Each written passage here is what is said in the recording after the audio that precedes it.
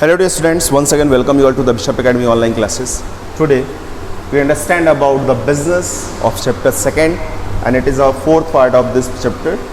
In this chapter our today's topic is in partnership we understand about their merit and advantage, disadvantage and demerits, and then after type of the partnership.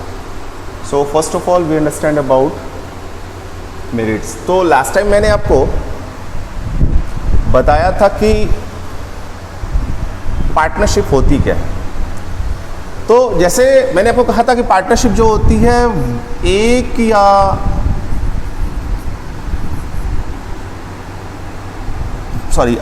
ये दो या दो से अधिक, मैं एक की बात कर रहा हूं, टू और मोर, दो या दो से अधिक लोगों का एक ग्रुप होता है जो प्रॉफिट एंड लॉस को शेयर करने के लिए एग्रीड होता है। वो सारे के सारे मिलकर काम करते हैं या फिर उनके लिए कोई एक काम करता है, जो कि मैंने आपको बताया था पार्टनरशिप एक्ट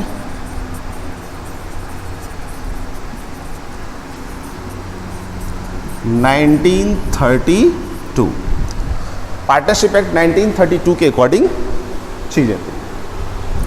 सो आज हम जो बात कर रहे हैं वो डिमेरिट्स की बात कर रहे हैं, और डिमेरिट्स की जब बात करते हैं तो यहाँ साफ साफ अगर देखें तो पार्टनरशिप में डिमेरिट्स का बड़ा अलग सा कॉन्सेप्ट होता है कि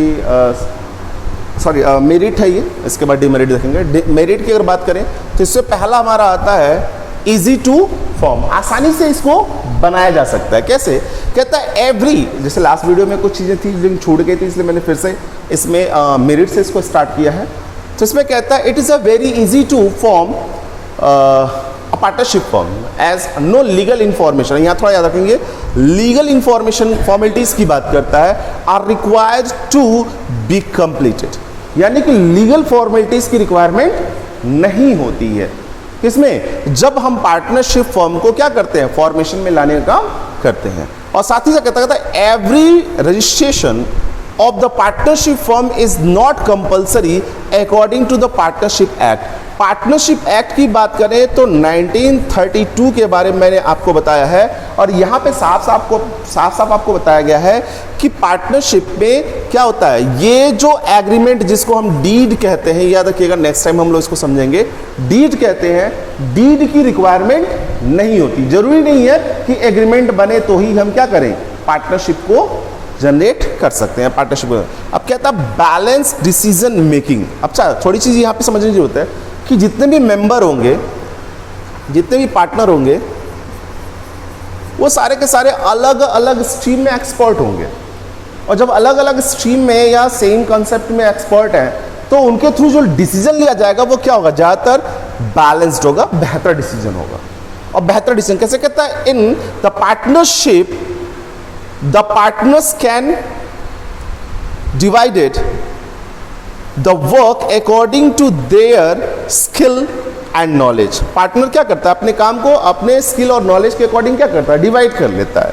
The division of the work leads to the specialization and the efficiency in the management of and other activities of the firm. अब यहाँ पे क्या होता है कि इफिशियंसी आ जाती है मैनेजमेंट में, और दूसरे इफिशियंसी ऑफ द वर्क, यानी दूसरे तरीके जो काम करते हैं उसमें क्या आती है, जी हाँ, उसमें आ जाती है एक अच्छी स्किल आ जाती है, एक अच्छा बढ़िया से काम कर पाते हो। यहाँ पे तीसरा कह रहा है,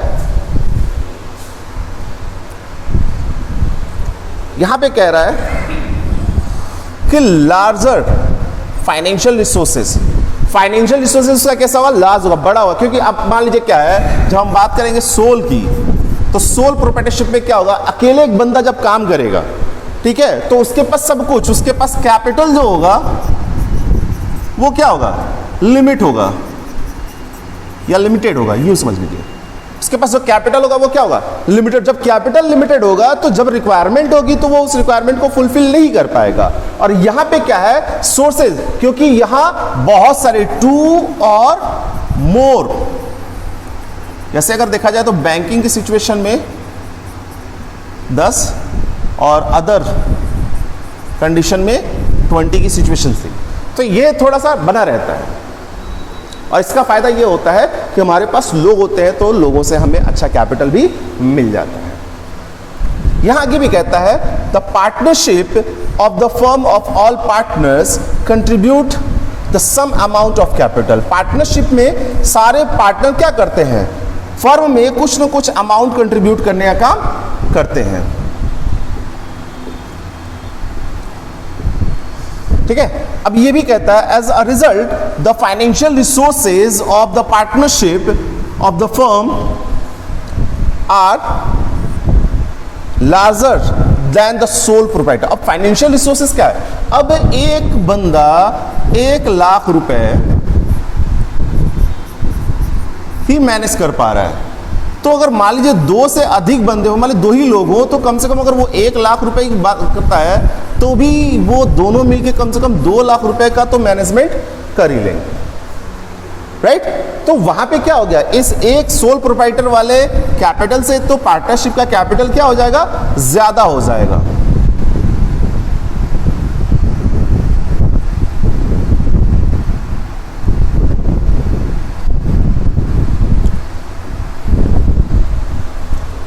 देन आगे अगर बात करते हैं joint in the family business की बात करता हूं, उससे भी ये बेहतर हो जाएगा। फिर आता है रिस्क शेयरिंग। अब देखिए पहले अगर बात करें तो जो सोल प्रोप्राइटर होता है वो सारे के सारे रिस्क खुद शेयर करता है, और ज्वाइंट इन द फैमिली में जो करता होता है वो सारे के सारे एक्सपेंसेस को वियर करने का काम करता है, यानी रिस्क वो वियर करता है। लेकिन यहाँ पे क्या है, ये सारे के सारे members in sole proprietorship firm the only one person has to be bear the risk, whereas in partnership firm all the partners share the risk in the same ratio as they share the profit। जिस ratio में वो profit को share कर रहे हैं उसी ratio में वो क्या करते हैं, रिस्क को भी शेयर करने का काम करते हैं। अब हम बात करते हैं सेक्रेसी की बात करते हैं, तो सेक्रेसी की सिचुएशन में आता है the partnership is not required to publish its accounts. अगर देखें तो जो बड़ी कंपनियां होती हैं वो क्या करती हैं, अपने अकाउंटिंग डिटेल्स को प्रोड्यूस मतलब पब्लिश करने का काम करती हैं। वो क्या करती हैं, जो उनकी अकाउंटिंग डिटेल्स होती है साल में, 6 महीने में, 3 महीने में, जैसा भी कहते हैं 6 मंथली, 3rd मंथली, एनुअली, वो रिपोर्ट जनरेट करने का काम करते हैं। लेकिन यहाँ पे क्या है, इसकी ज़रूरत नहीं है, इस वजह से ये क्या कर सकते हैं, ये दूसरे को बताने का काम नहीं करेंगे, सेक्रेसी इनकी बनी रहेगी। फिर कहता है therefore the affairs of the partnership firm remain secret। इस वजह से क्या होता है, जो अफेयर्स होते हैं, जो रिलेशनशिप होती है पार्टनर्स के बीच में, वो क्या होती है, सीक्रेट बनी रहती है।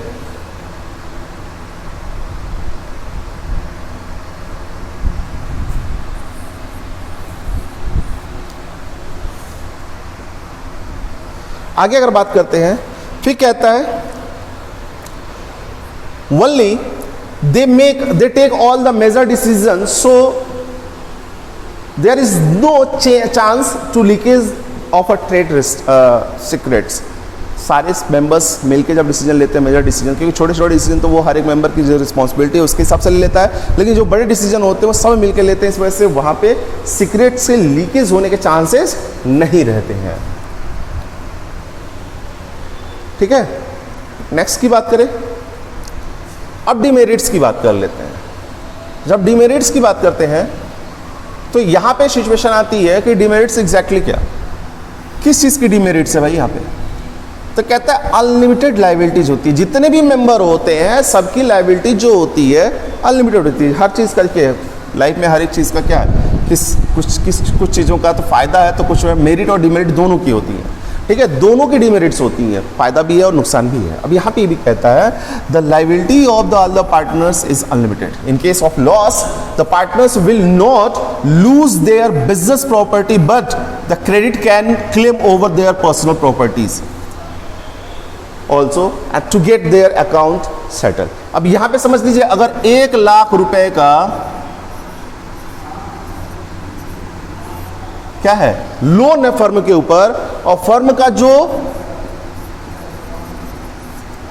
जो क्या है जो एसेट्स है वो इस लायक नहीं है कि उस 1 लाख रुपए की रिकवरी को कंप्लीट कर सके, तो उस सिचुएशन में जो पार्टनर होंगे, पार्टनर्स के पर्सनल प्रॉपर्टी को बेच के उसकी रिस्पॉन्सिबिलिटीज को या उस तरह की क्रेडिट या फिर लाइबिलिटीज को पे ऑफ करने का काम किया जाएगा। इस वजह से ये जो लाइबिलिटीज होती है वो क्या होती है, अनलिमिटेड हो जाती है।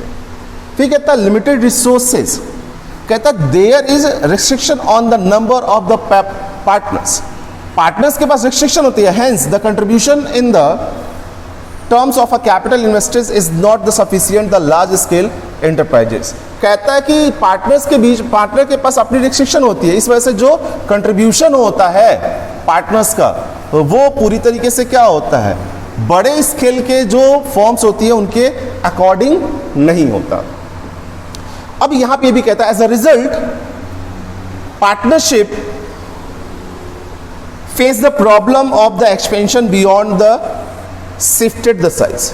अब यहां पे एक प्रॉब्लम आती है पार्टनरशिप की, क्या लिमिटेड रिसोर्सेज होने की वजह से पार्टनरशिप में जो फर्म अपने बिजनेस को एक्सपेंड करना चाहता है तो भी उसकी सिचुएशन में क्या होती है, जो उसकी साइज होती है वो लिमिटेड ही बनी होती है, यानी यहां पे भी उसको एक प्रॉब्लम फेस करनी पड़ती है।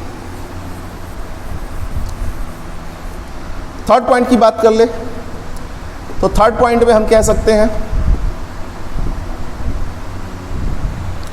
कॉन्फ्लिक्ट। ये थोड़ा सा रहता है, हर मेंबर्स अपने तरीके से बिजनेस को डील करना चाहता है, जैसा वो चाहता है उस तरीके से उसको मेंटेन करना चाहता है, लेकिन यहाँ पे विवाद होने के चांसेस भी बने रहते हैं। कहता था partners in the partnership form come from the different backgrounds, different families, therefore they may have the different opinion। अब कहता है कि जो पार्टनर होते हैं वो अलग अलग बैकग्राउंड से आते हैं और अलग अलग फैमिली से आते हैं, इसलिए जो उनकी सोच होती है, जो उनकी अपनी कंडीशन होती है वो क्या होती है, पूरी तरीके से उनकी जो अपनी ओपिनियन होती है वो डिफरेंट होती है। अब ये भी कहता है कि if the partner adopt the rigid attitude then it may lead the conflict among the partnership। अब कहता है कि कोई पार्टनर अगर रिगिड हो जाता है, कहता नहीं भैया ऐसे ही होना चाहिए जैसा मैं चाहता हूं, ए ही होना चाहिए, बी नहीं होना चाहिए, बाकी कहता नहीं बी होना चाहिए, ए नहीं होना चाहिए, तो उस सिचुएशन में क्या होता है, पार्टनर्स के बीच में कॉन्फ्लिक्ट स्टार्ट होता है। बड़ा बुरा चीज होता है किसी बिजनेस ऑर्गेनाइजेशन के लिए, जो बिजनेस अच्छे से ग्रोथ कर रहे हो और उनकी कंडीशन क्या हो, कॉन्फ्लिक्टेड वाली हो, तो उस सिचुएशन में क्या होता है, बुरी कंडीशन आती है। और फिर कहता है लैक ऑफ कंटिन्यूटी। भाई सबसे बड़ी चीज़ की पार्टनरशिप जो होता है वो एट विल पे होता है, इस वजह से यहाँ पे लैक ऑफ कंटिन्यूटी बनने के चांसेस होते हैं, क्योंकि जब तक पार्टनर्स चाहेंगे तब तक ये बिजनेस चलता रहता है। कहता है the existence of the partnership form get the affected by the death and insolvencies and और इनकैपेसिटी ऑफ एनी पार्टनर्स। कहता है कि पार्टनरशिप फॉर्म क्या होता है, एग्जिस्टेंस जनरेट करता है जब तक कोई डेथ ना हुआ हो, कोई इंसॉल्वेंसी ना पार्टनरशिप में आई हो। जैसे कोई मर जाता है तो पार्टनरशिप खत्म हो जाती है, ठीक है। लेकिन कहता है even the partner can demand dissolution of the firms any time he desire. हाँ, इसके अलावा भी जरूरी नहीं है कि वो डेथ वगैरह हो, इंसॉल्वेंसीज वगैरह हो तो ही वो पार्टनरशिप फर्म क्या करेगी, अपनी चीज़ों को मेंटेन करेगी। लेकिन हाँ, जब पार्टनर्स अगर चाहते हैं, पार्टनर्स की जो डिज़ायर होती है, अगर डिज़ायर है पार्टनर्स की फर्म को क्या करना है, बंद करना है, तो वो ऐसा कर सकते हैं, ठीक है। नेक्स्ट, इसके साथ साथ अगर अगले पॉइंट की अगर बात करते हैं तो इसमें आता lack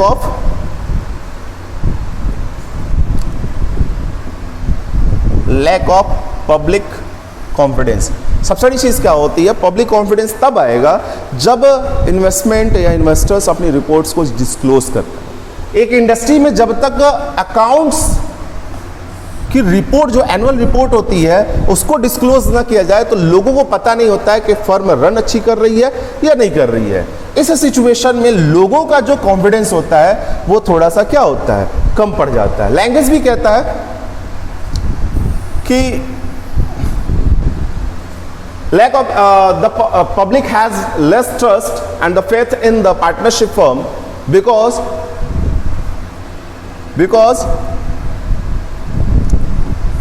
the account and annual report of the partnership firm are not published। Account और एनुअल रिपोर्ट जो होती है पार्टनरशिप फर्म की वो पब्लिश नहीं होती है। So people do not have the trust in their dealings, इस वजह से पीपल्स या लोग जो होते हैं इस पे ट्रस्ट नहीं करते। अब बात आती है 6 पॉइंट की, जो कहता है risk of the mutual agency, यानी इसमें रिस्क भी जो होगा वो सभी का होगा, यानी जितने भी पार्टनर मेंबर होंगे उन सबका होगा। कहता है the contract signed by the one partner is binding on the all other partners due to the principal of the mutual agency. Mutual agency जो प्रिंसिपल है उसके बेसिस पे अगर देखें तो एक पार्टनर जो होता है वो फर्म का एजेंट होता है। तो अगर किसी पार्टनर ने कोई डीलिंग साइन अप किया, कोई बाउंडेशन, कोई बॉन्ड साइन अप किया, तो वो केवल अकेले उसके साथ बाउंड नहीं होता है, उस फर्म में जितने भी मेंबर होते हैं वो सारे के सारे बाउंड हो जाते हैं। और इस सिचुएशन में कहता है a dishonest partners may either to the contract of for the personal benefits. कई बार डिसऑनेस्ट पार्टनर क्या करते हैं, पर्सनल बेनिफिट के पॉइंट ऑफ व्यू से, यानी उनका अपना फायदा हो इस चीज़ को फोकस करते हुए वो क्या करते हैं, इस तरह के बाइंडिंग को मेंटेन करने का काम करते हैं। That case all the partner will have to suffer the loss. और इस सिचुएशन में क्या होता है, इस पर्सनल प्रॉफिट को फोकस करने की वजह से बाकी जो पार्टनर होते हैं वो लॉस में आ जाते हैं। अब बात करेंगे टाइप ऑफ पार्टनरशिप फर्म्स की। तो इसमें अगर देखें तो कई तरह के पार्टनर्स होते हैं। मोस्ट ऑफ टाइम देखें ड्यूरेशन बेसिस पे होता है, टाइम के बेसिस पे। इसमें तो पहला होता है partnership firm at will. Partner जो होता है, पार्टनरशिप फर्म जो होती है वो एट विल पे होती है, यानी इच्छाओं पे होती है। जब तक पार्टनर चाहेंगे तब तक पार्टनरशिप फर्म को ऑपरेट कर पाएंगे। The partnership formed for the indefinite period as is known as the partnership firm at will, यानी कि इंडेफिनिट पीरियड, जिसका कोई टाइम पीरियड क्लियर ही नहीं होता है, जब तक वो चाहे तब तक पार्टनरशिप को रन करते हैं। तो वो सिचुएशन जो होती है वो किसको रिप्रेजेंट करती है, एट विल को, यानी उनकी इच्छा को। This type of the partnership exist at a will the partners. कहता है इस तरह की जो पार्टनरशिप होती है तब तक चलती है जब तक पार्टनर्स चाहते हैं, and come to an end whenever the partner desires हो। और ये तब बंद हो जाती है, पार्टनरशिप खत्म हो जाती है जब पार्टनर्स चाहता है, यानी जब उसका डिजायर होता है, जब उसकी इच्छा होती है तो पार्टनरशिप खत्म भी हो जाती है। सेकंड कहता है the fix period of partnership. ये एक लिमिटेड पीरियड ऑफ टाइम के लिए होता है, जैसे कि 3 साल 5 साल इस तरह के। और जैसे ये पीरियड ऑफ टाइम खत्म हो जाता है पार्टनरशिप अपने आप ही खत्म हो जाती है। फिर कहता है द पर्टिकुलर पार्टनरशिप। तो इसमें क्या होता है, किसी वर्क को फोकस करके होता है, ये वेंचर के रूप में होता है। जब पार्टनर्स 2-3 लोग मिलके क्या करते हैं, किसी ऑब्जेक्ट को पूरा करने के लिए पार्टनरशिप कर लेते हैं और काम खत्म होते ही वो भी क्या होता है, ओवर होता है। कहता है the partnership which is formed to carry on the particular ventures. यहां जो कह रहा है particular ventures are known as the particular partnership. जो किसी उद्देश्य को, किसी काम को पूरा करने के ऑब्जेक्टिव को फोकस करके जनरेट की जाती है पार्टनरशिप, वो क्या कहलाती है, हमारी पर्टिकुलर पार्टनरशिप होती है। और जैसे ही ये वर्क खत्म होता है, लगा this type of the partnership come to an end automatically on the completion of the ventures. जिस दिन उसका काम खत्म हो जाएगा, ठीक है, उस दिन ये पार्टनरशिप अपने आप ही क्या हो जाएगी, खत्म हो जाएगी। समझ आए? आई होप सो कि आपको समझ में आ रहा हो। नहीं समझ में आएगा तो गूगल क्लासरूम के बाद गूगल क्लासरूम में आप कमेंट्स के मैसेज पे अपने क्वेश्चंस को पूछ सकते हैं। अब यहाँ पे आता है type of partnership basis on the liabilities of member. तो जनरल पार्टनरशिप हमारी होती है एक, और जनरल पार्टनरशिप की जब बात करते हैं तो इसमें नॉर्मली क्या होता है,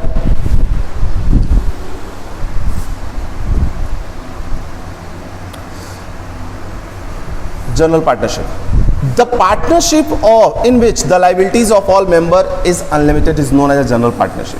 वो पार्टनरशिप जिसमें जो मेंबर हैं उनकी जो लायबिलिटीज होती है वो अनलिमिटेड होती है, वो क्या कहलाती है, general partnership. In which means the assets of the firm are not enough then the creditors can settle their accounts by having the claim over the personal property of the partner।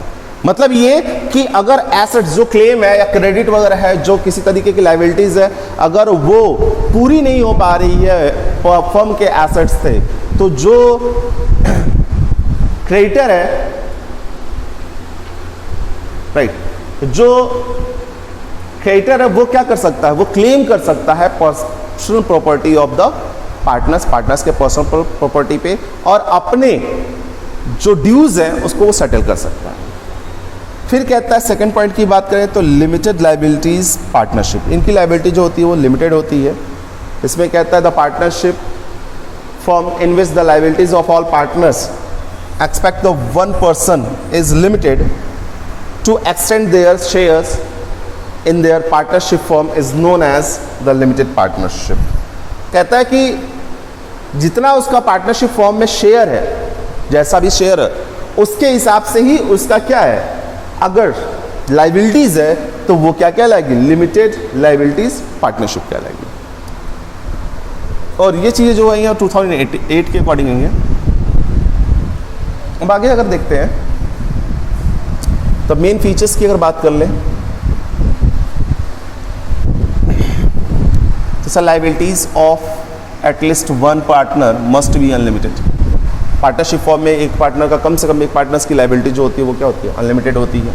मतलब जो perform करेगा, जो काम करेगा उसकी तो unlimited होगी ही होगी, क्योंकि आपको पता है कि जो परफॉर्मेंस है या तो सभी करें या फिर एनी ऑफ वन, उनमें से कोई एक की बात करता है। दूसरा कहता है the liabilities of all other partners can be limited to the extent their capital contribution of the partnership. Liability जो होती है कुछ पार्टनर्स की, एक को छोड़ के अगर बात करें तो उनकी लिमिटेड होती है।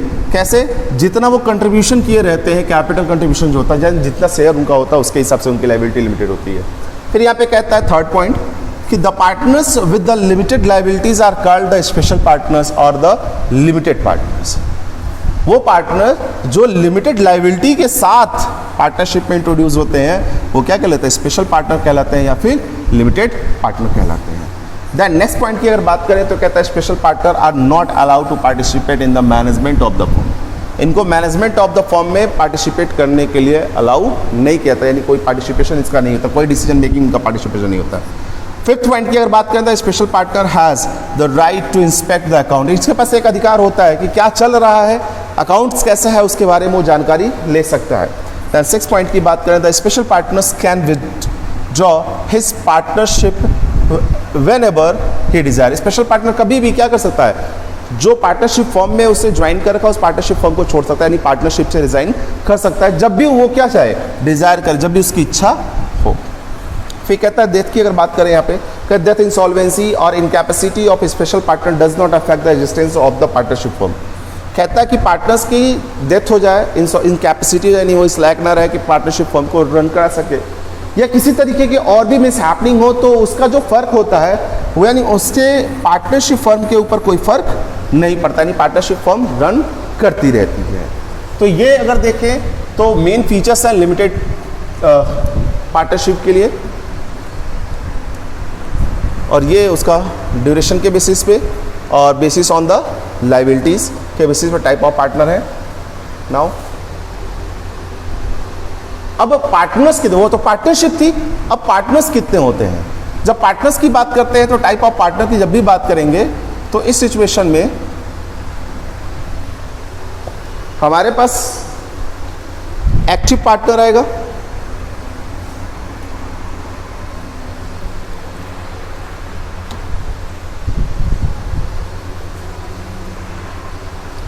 टाइप ऑफ पार्टनरशिप में हमारे पास एक्टिव पार्टनर। अब एक्टिव पार्टनर कौन होता है भाई, ये वो पार्टनर होता है जो एग्जैक्टली काम करता है। कहता है the active partner is partner participate in the management of the firm. ये वो पार्टनर होता है जो पार्टिसिपेट करने का काम करता है। His liability is the unlimited and the contribution of a capital of the firm.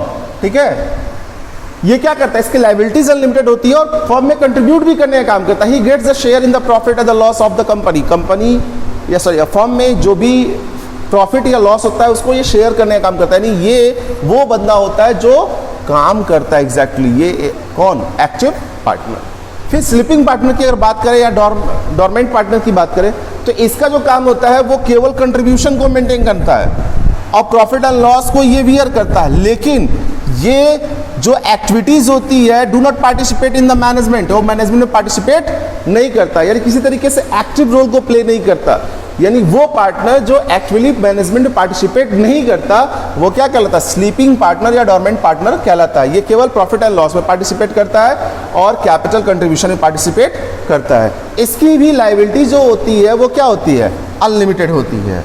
Secret partner की अगर बात करें तो सीक्रेट पार्टनर वो पार्टनर होता है, कहता है the secret partner is the one who association और the relation with the firm is not known as a outsider. Secret partnership वो होती है जिसका रिलेशनशिप जो होता है पार्टनरशिप फॉर्म में आउटसाइडर्स के रूप में नहीं होता है। He contribute the capital participate actually in the management, his liability is also limited. ये कंट्रीब्यूट भी करता है, यानी ये शो ऑफ नहीं करता कि मैं मेंबर ऑफ द ऑर्गेनाइजेशन हूँ, लेकिन वो क्या करता है, कंट्रीब्यूट भी करता है, कैपिटल को पार्टिसिपेट भी करता है एक्टिविटी और मैनेजमेंट में हिस्सा लेता है, और साथ ही साथ वो क्या होता है, उसकी भी लायबिलिटीज अनलिमिटेड होती है। नॉमिनल पार्टनर की अगर बात करें तो नॉमिनल पार्टनर वो पार्टनर होता है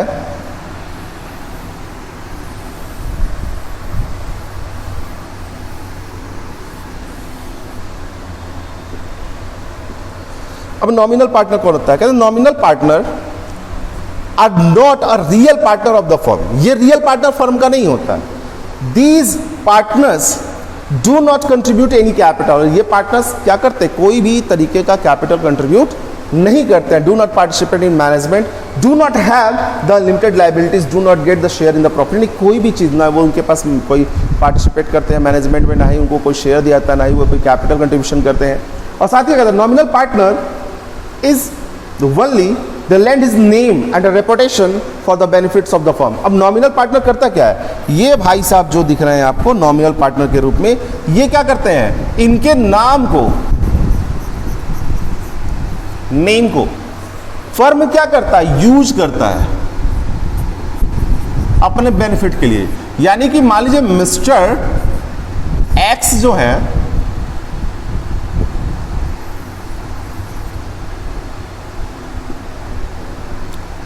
मिस्टर एक्स जो है वो एक रेपुटेड पर्सन है और फर्म हमारी है, हमको किसी चीज की जरूरत है, हम मान लो बैंक से लोन लेना चाहते हैं। अब बैंक कह रहा भैया हमें गारंटी चाहिए और हम नए बिजनेस होल्डर हैं, नए बिजनेस ऑर्गेनाइजेशन ऑनर है, तो हम बैंक के पास जब जाएंगे और बैंक हमसे जब लोन की बात करेगा तो लोन की सिचुएशन में अगर मान लीजिए हमारे पास कोई अपनी रिकमेंडेशन नहीं है तो हमें क्या करना पड़ता है, किसी न किसी के तो हेल्प लेना पड़ेगा। तो हम इनको जानते हैं, हमने देखा कि मिस्टर एक्स वहीं मैनेजर के केबिन में बैठे हुए हैं, तो हमने मिस्टर एक्स से कहा कि भाई हमें लोन की थोड़ी सी रिक्वायरमेंट, आप थोड़ी हेल्प कर दिए। तो इन्होंने कहा भाई ये जो फर्म है ना वो अपनी ही फर्म है, इन्होंने दिखाया तो कि अपनी ही फर्म है, कोई बात नहीं आप लोन कर दो। तो इस सिचुएशन में he is not the member of that firm, पूरी तरीके से वो पार्टनर नहीं है और ना ही वो उसमें पैसे लगा रहा है, ना ही उसमें शेयर कर रहा, बस एक नॉमिनली कहता है कि हाँ अपना ही फर्म है। जिसे लोग कहते हैं ना कि दूसरी गाड़ी भी, अरे यार अपनी ही गाड़ी है कोई बात नहीं, तो वो सिचुएशन है यहाँ पे। या आगे भी कहता है the nominal partner only lends his name and reputation for the benefits of the firm. अब नॉमिनल पार्टनर क्या कर रहा है, अपने नेम को यूज कर रहा है किसके लिए, इस फर्म के लिए, हमारे फर्म के बेनिफिट्स के लिए, ठीक है। He is liable to the outsiders. ये आउटसाइडर्स के लिए क्या होगा, लाइबल होता है। क्यों लाइबल होता है, क्योंकि वो आउटसाइडर क्या होता है, जैसे बैंक से लेगा तो बैंक अगर मान लो कहता है भैया क्लेम पूरा हुआ लेकिन दिया नहीं उन्होंने, तो सिचुएशन में ये उसके लिए लाइबल हो जाता है। The depth which concede outsiders have given to the firm. अब ये उस डेप्थ के लिए, मैंने अभी ना बैंक वाला जब पैसे की डिमांड करे भैया पैसा नहीं मिला तो उसके लिए वो लाइबल हो जाएगा। अब कहता there are the two type of the nominal partner. Nominal partner जो होता है दो तरीके का होता है। पहला जो होता है वो होता है bye estoppel, partner by estoppel, और दूसरा होता है पार्टनर बाय होल्डिंग आउट। एक वो होता है, इसको आप पढ़ लिए, मैं शॉर्टली समझा देता हूँ अच्छे तरीके से। नॉमिनल पार्टनर बाय स्टॉपेल, तो इसमें क्या होता है कि अब दो तरीके के यहाँ पे होते हैं। इसमें पहले वाला क्या करता है ना कि अपने नेम एंड रेपुटेशन को यूज करता है, भाई अपनी ही कंपनी है, और दूसरे वाले फर्म का कोई बंदा कहता नहीं भाई इन्हीं की तो कंपनी है, तो वो उसको मना भी नहीं करता। कैसे, क्या कह रहा है यहाँ पे, कहता है nominal firm, nominal partner by estoppel, इसमें कहता है a person who accept that he is the partner in the partnership firm. वो पर्सन क्या करता है, ये मानने के लिए तैयार होता है कि वो पार्टनर है उस पार्टनरशिप फर्म जिसको किस तरह की रिक्वायरमेंट है या फाइनेंशियल रिक्वायरमेंट है। जब देखिए यहाँ पे मैं एग्जांपल ले रहा हूँ फाइनेंशियल रिक्वायरमेंट, इसको मतलब उसके नाम को यूज करने का काम करता है। बाय हिज ओन वर्ड्स, अपने आप ही वो कहता है भैया ये हमारी कंपनी है, हम इसके क्या है, मेंबर है, पार्टनर है। और the conduct is known as a nominal partner by estoppel, ठीक है। वो चाहे उसको खुद को रिप्रेजेंट कर रहा हो किसके तरह से, पार्टनर की तरह से, यानी कि कोई भी पर्सन जो खुद को किसी फर्म के पार्टनर की तरह अगर रिप्रेजेंट करता है तो वो हमारा क्या होता है, नॉमिनल पार्टनर बाय स्टॉपेल। अब इसमें कहता है he is liable for the डेब्ट of the firm because his reputation.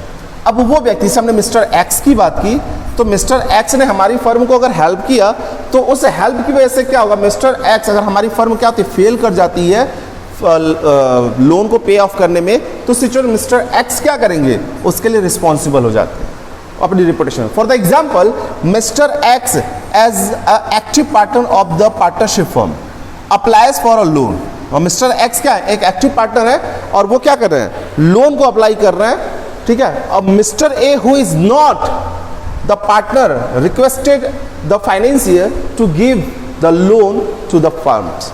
अब मिस्टर ए जो हो सकता है, ये मिस्टर एक्स और मिस्टर ए एक दूसरे को जानते हो, वो पार्टनर नहीं है फर्म में, लेकिन फिर भी वो क्या कर रहे हैं, रिक्वेस्ट कर रहे हैं फाइनेंसर से कि भैया इनको लोन दे दिया जाए, और इस तरीके से रिक्वेस्ट कर रहे हैं जैसे मानो वो क्या है, उस फर्म के वो पार्टनर हैं, ठीक है। तो मिस्टर ए क्या हो गया, मिस्टर ए हो गया नॉमिनल पार्टनर बाय स्टॉपेल। वहीं पे मिस्टर बी की अगर बात करते हैं, दूसरे की अगर बात करते हैं,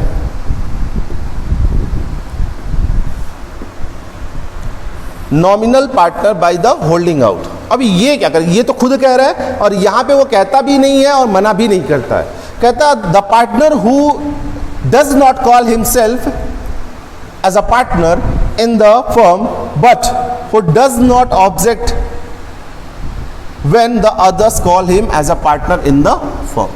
कहता है कि वो पार्टनर जो खुद को ये नहीं कहता कि वो पार्टनर है उस फर्म का, और दूसरा अगर कोई कहता भी है कि he is the member of the firm और the partner of the firm, तो उसको डिनाई भी नहीं करता। मतलब मैं कह भी नहीं रहा और मुझे कोई कह रहा है कि नहीं ये भी उसी फर्म के मेंबर हैं, तो मैं उसको मना भी नहीं कर रहा हूं, मैं एक्सेप्ट कर रहा हूं, यानी कि अगर क्वाइट होने की सिचुएशन में, तो ऐसा पार्टनर क्या कहलाएगा, होल्डिंग आउट पार्टनर कहलाता है।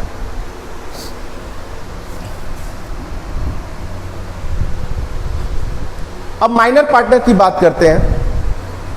माइनर पार्टनर का सेंस अगर समझना हो तो नॉर्मली आप समझ लीजिए कि वो व्यक्ति होता है जो नॉर्मली जिसकी उम्र जो होती है बिलो 18 ईयर्स की होती है। तो कहता है the partnership firm act 1932 does not permitted the minor to be become a partner in the partnership form.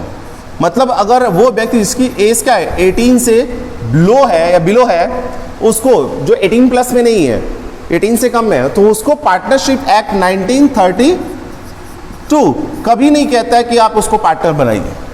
तो उसमें क्या है, the minor partner can only be admitted to for the benefit of the existence. अगर minor partner generate भी होता है तो केवल बेनिफिट के लिए, यानी कि प्रॉफिट के लिए वो उसमें क्या होगा, ऐड हो जाएगा, यानी कि फर्म में वो बेनिफिट के लिए इन्वॉल्व होगा। The minor partner do not contribute any capital, ये किसी तरीके कैपिटल नहीं देगा। Is not participate in the management of the firm, ये पार्टनरशिप फर्म के मैनेजमेंट में पार्टिसिपेट नहीं करेगा। और ना ही कहता the minor partner is able to the outsider, ये आउटसाइडर की तरह कोई लाइबल भी नहीं होगा, मतलब his liable to the outsiders and he does not get any share in the loss. ये थोड़ा सा अच्छा कंडीशन हो जाता है कि वो प्रॉफिट में तो पार्टिसिपेट करेगा लेकिन लॉस में पार्टिसिपेट नहीं करेगा। कौन, माइनर पार्टनर। फिर ये कहता है after the attending the age of majority the minor partner has give the public notice to starting whether he will the remain as a partner in the firm और not. यानी कि 18 अगर वो plus हो जाता है 18 साल से अगर अधिक हो जाता है तो उसको एक पब्लिकली नोटिस देना पड़ेगा कि वो उस पार्टनरशिप में मेंबर यानी कि पार्टनर बना रहना चाहता है या नहीं। अगर वो 18 से कम है तब तो उसको ये बेनिफिट्स मिलेंगे जिसमें उसको कैपिटल कंट्रीब्यूशन भी नहीं करना है, लाइबिलिटीज़ के लिए भी वो केवल आउटसाइडर्स के लिए लाइबल रहेगा, लेकिन लॉस में वो पार्टिसिपेट नहीं करेगा, प्रॉफिट में हमेशा पार्टिसिपेट करेगा, ये सारी चीज़ें मिलेंगी। लेकिन अगर 18 प्लस हो जाता है तो सिचुएशन उसको एक नोटिस डालना होगा, पब्लिक नोटिस रखना होगा, जिसमें पब्लिक नोटिस उसको क्लियर करना होगा, जिसमें वो नॉर्मली क्या करेगा, ये क्लियरिफाई करेगा कि वो पार्टनरशिप में रहना चाहता है या नहीं रहना चाहता है। And after that he will be continue the as a new partner. तो ये हो गया माइनर पार्टनर को लेके। So dear students, in this video that's all. If you have any type of doubt or the query, you should be consult through the Google Classroom. Thank you.